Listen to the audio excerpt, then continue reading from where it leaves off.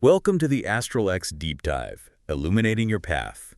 I'm Solarian Zephyr, your cosmic strategist. And I'm Lunaria Celine, your intuitive guide. We bridge celestial wisdom. Unlock your modern path. Discover guiding starlight insights. Explore powerful cosmic energies. How do planetary transits shape your story today? We've taken, a really deep look into the sources you sent over, especially that fascinating material on the Harmonious Alchemist, Virgo Sun Libra Rising 2025. Yeah, it's rich stuff. And our goal here really is to pull out the key insights for you for this coming year, looking through the lens of what these sources are saying. Okay, so where do we start? What's the core identity they lay out? They immediately call you the Harmonious Alchemist, which, sounds pretty amazing, right? It really speaks to this blend of energies that's super relevant for you in 2025. The Harmonious Alchemist, I like that. So how does that break down, like with the Virgo Sun and Libra Rising? Okay, so your Libra rising, the sources call that the Justice Weaver. This is the part of you that, naturally seeks balance, beauty, connection. It's got that Venusian diplomacy, building bridges, smoothing things over with grace. Right, so the outward face, how you interact, wanting harmony. Exactly. And then your Virgo sun is termed the Cosmic Cartographer. This is more your core driver, precision, analysis, organizing things, systems, and a real devotion to service, that mercurial mind, but grounded, earthy grace. Huh. The weaver building bridges, the cartographer mapping the details on the other side, finding the best path. The sources talk about how they work together specifically this year. They really do, and this is kind of a key point for you. In 2025, your Justice Weaver, that Libra side, isn't just creating harmony for harmony's sake. It's specifically building those elegant connections so that your cartographer's healing, analytical work can actually land and be effective. So the diplomacy creates the opening for the detailed work to matter. Exactly. And the other way around, too, your cartographer's precision. It gives real substance, like tangible form to the weaver's artistry. It's not just niceness. It's beauty made practical through care and order. Okay, I see. And that leads to the combined archetype for the year. Yes, which they call the luminous librarian priestess of precision, diplomat of dust. Whoa! Luminous librarian, priestess of precision. Yeah. Captures that sacredness in detail, right? And then diplomat of dust. I love that part. It feels so real. Yeah. Bringing grace to the messy bits of life. Exactly. Grounding the Libra elegance in the Virgo reality. And this luminous librarian is stepping into what the sources call a cosmic dance in 2025. Some major planetary shifts are setting the rhythm. Okay, the cosmic dance. Let's get into the steps. What are the big players? Well, first up, and this is a big one the sources focus on, is Pluto moving through Aquarius in your 10th house. They call this transit the legacy fractal. Pluto, transformation, power, sometimes upheaval. And 10th house is career, reputation, public image. Precisely. So the source says Pluto here is basically shattering old career structures, challenging society's expectations of what you should be doing. And the really important insight, your specific Virgo gifts, analyzing, refining, ordering, are being called on now to help revolutionize systems on a bigger scale. That's the Aquarius flavor. So it's not just perfecting my own little world, but contributing to changing the wider world. Yes, and they bring in this really cool idea, quantum entanglement. The source suggests your detailed Virgo service isn't just isolated work. It's like energetically linked, actively rewiring collective structures, the Aquarian piece. Entanglement, like what I do affects the whole system instantly. Sort of. The idea is your focused, precise action, Virgo, has this non-local ripple effect on the larger systems we're part of. Aquarius 10th house. Your detailed service is part of the bigger shift. Pretty mind-blowing way to think about it. Wow, okay, that reframes things. Yeah. What's the next major player in this dance? That would be Neptune in Aries, moving through your first house of self. The sources titled this the Veil of Sovereignty.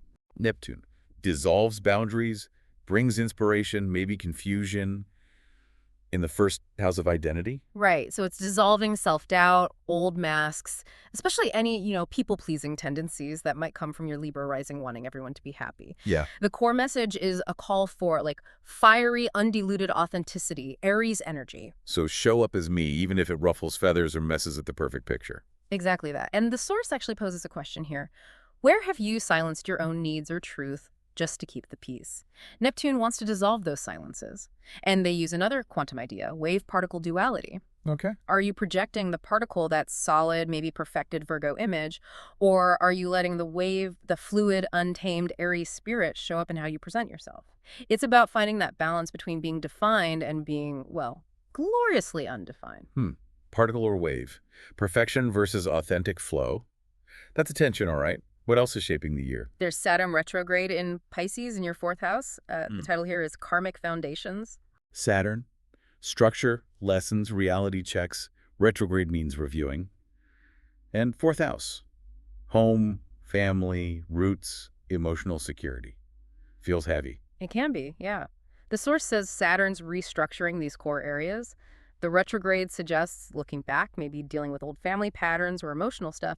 And because it's in Pisces, dreamy, intuitive, but potentially illusory, you really need your Virgo discernment. To sort out what's real healing versus just like escapism. Exactly. Discern fantasy from functional healing. It's about building solid and soulful foundations, using your analysis on your own emotional world. Makes sense. And the last big one mentioned. Is Jupiter in Gemini expanding your eighth house? The source calls this alchemical conversations. Jupiter expands whatever it touches. Eighth house, intimacy, shared resources, transformation, the deep stuff.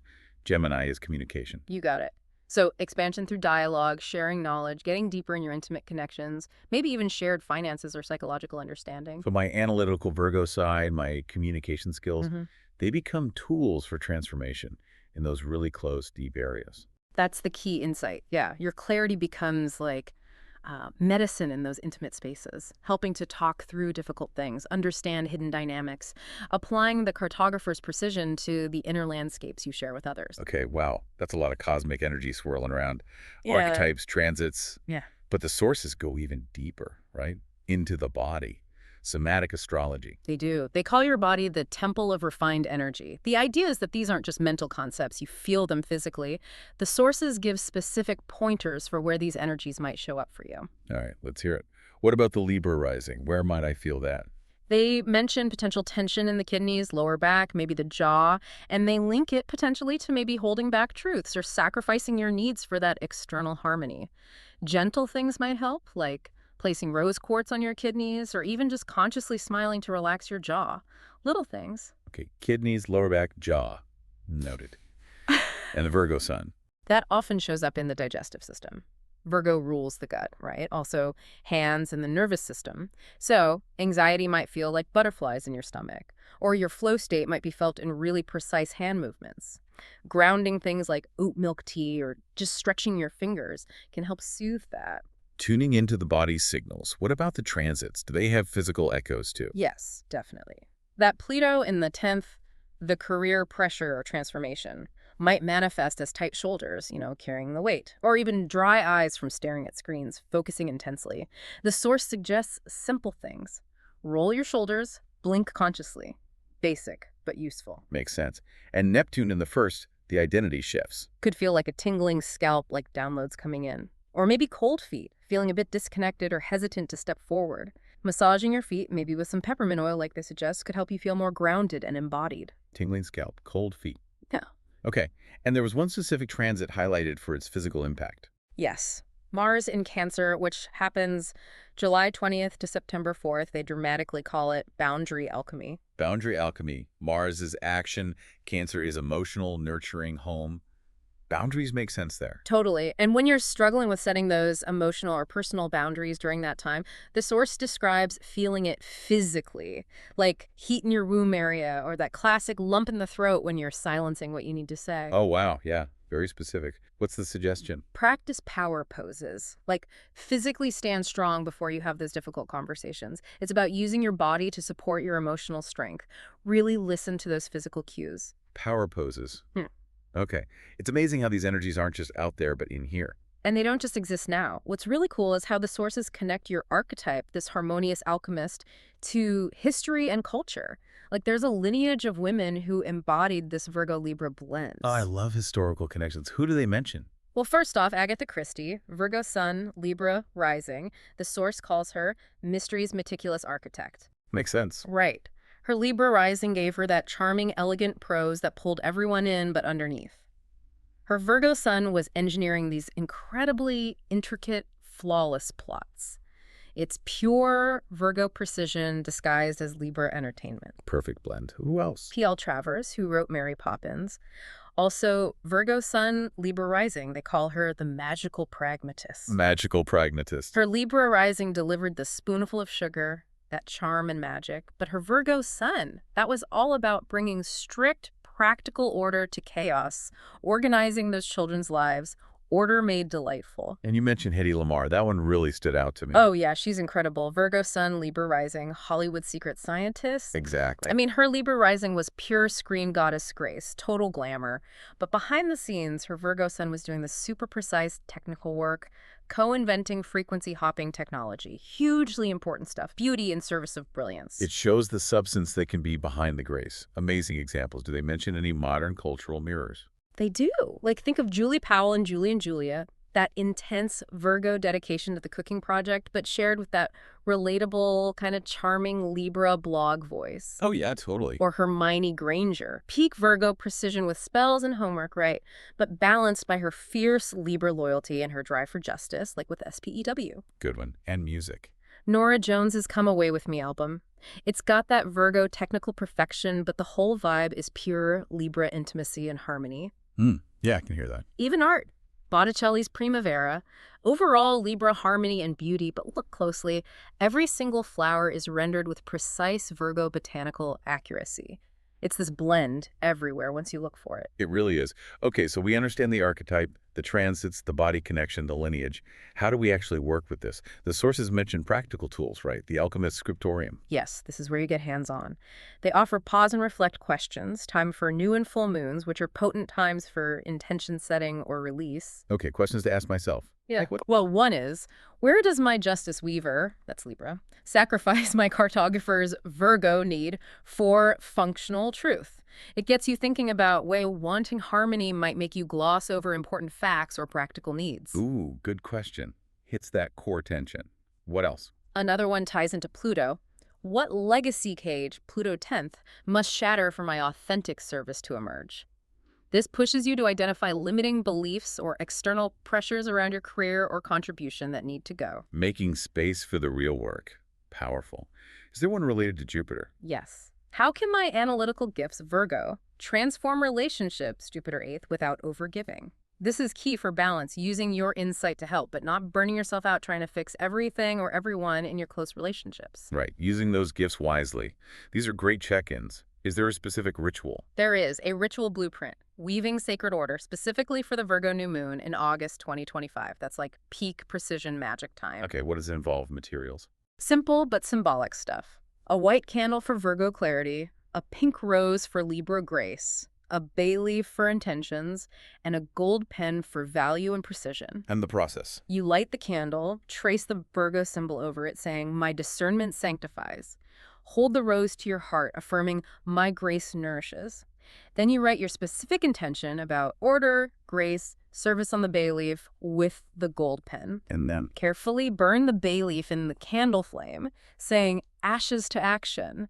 It's about turning the intention into manifest reality. Ashes to action. I like that. Is there a chant? Yep, to seal it. Order and beauty are one. My service has just begun. It really encapsulates that Virgo-Libra integration. A very grounding ritual. Is there something for, like, daily practice? Yes, an embodiment exercise, the Libra-Virgo breath spiral. Good for morning or night. Breath spiral. Okay, how does that work? You sit tall, spine straight, palms up on your knees, that balanced Libra posture. Then you breathe in for 4 seconds, imagining energy rising to your crown. Inhale for 4 to the crown. Hold for 2 seconds, visualizing pink light Libra's heart energy in your heart space. Hold 2, pink light in heart. Then exhale slowly for 6 seconds, visualizing silver light Virgo's precision spiraling down from your crown through your body and out your hands. Exhale 6, silver light spiraling out hands.